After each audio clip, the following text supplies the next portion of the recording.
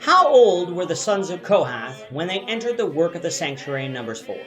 This is the question that we seek to answer today as we continue our verse-by-verse study of the book of Numbers on Walking Through the Bible. The glory of his cross. If you have a Bible with you, turn to Numbers chapter 4. We're going to be reading from verses 1 to 10. If you don't have a Bible, don't worry. Just follow along with us on the screen. The version that we'll be reading from is the New King James Version. So, Numbers chapter 4, beginning at verse 1. Then the Lord spoke to Moses and Aaron, saying, Take a census of the sons of Kohath from among the children of Levi by their families, by their father's house, from 30 years old and above, even to 50 years old, all who enter the service to do the work in the tabernacle of meeting. This is the service of the sons of Kohath in the tabernacle of meeting, relating to the most holy things. When the camp prepares to journey, Aaron and his son shall come, and they shall take down the covering veil, and cover the ark of the testimony with it. Then they shall put on it a covering of badger skins, and spread over that a cloth entirely of blue, and they shall insert its poles. On the table of showbread they shall spread a blue cloth, and put on it the dishes and pans and bowls, and the pitchers for pouring, and the showbread shall be on it. They shall spread over them a scarlet cloth, and cover the same with a covering of badger skins, and they shall insert its poles. And they shall take a blue cloth, and cover the lampstand of the light, with its lamps, its wick trimmers, its trays, and all its oil vessels, with which they service it. Then they shall put it with all its utensils in a covering of badger skins, and put it on a carrying beam. The first 3 chapters of this book have largely dealt with the numbering of the people of Israel, with one census being a census of the men of war, excluding the Levites, women, and children, and another census of the Levite males 1 month old and up, who would one day be in service to the tabernacle. And then another census of all males in Israel 1 month old and above, who would be exchanged for the Levites in term of the redemption price, with the excess males in Israel still requiring redemption.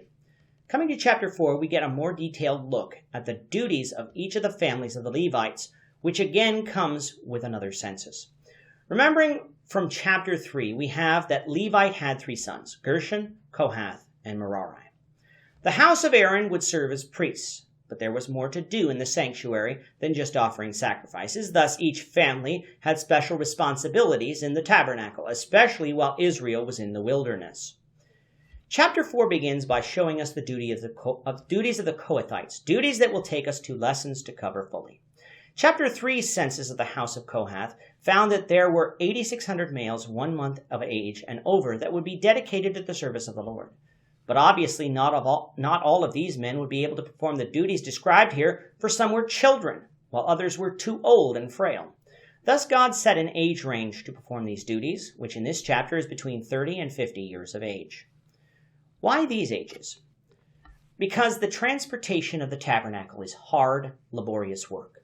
It can't be done by the young or the old who don't have the strength to perform it, so that is why God selected these people. We're going to find that God would set different ranges in other parts of the Old Testament for the work of the Levites, but let's just place in our minds that this age range was for the specific tasks laid out here in Numbers 4. And what were those tasks? Chapter 3 told us that the sons of Kohath would be responsible for the holy things of the tabernacle. That included the Ark of the Covenant, the table of showbread, the golden candlestick, and the altars. They were things that normally only the priests saw, with the exception of the altar of burnt offering, which those who came to offer offerings saw. Yet the sons of Kohath were going to carry these things when Israel was in transit. However, they would not touch those things, nor would they even look upon them.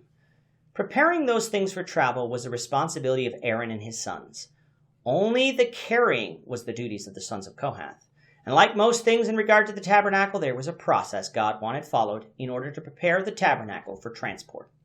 When Israel was going to move, Aaron and his sons would first come and remove the veil of the tabernacle, separating the holy place from the most holy place, and cover the Ark of the Covenant with it, so that nobody could look upon it. They would then place a covering of badger skins over that, in order to protect the ark from any rain or dirt, and then spread a cloth entirely of blue, a royal cover to signify it as the ark of God. They would then insert the poles into the rings so they could be carried. Now from Exodus 25:15, God commanded that the poles never be removed, so why would they need to be inserted again? Necessity would suggest that they would be removed in order to fully wrap the ark, and then would be reinserted and adjusted. Moving on then, the sons of Aaron would cover the table of showbread with a blue cloth and place on it all the utensils used for it. Over them would be placed a scarlet cloth and a covering of badger skins to protect it from the weather, after which the poles would be inserted.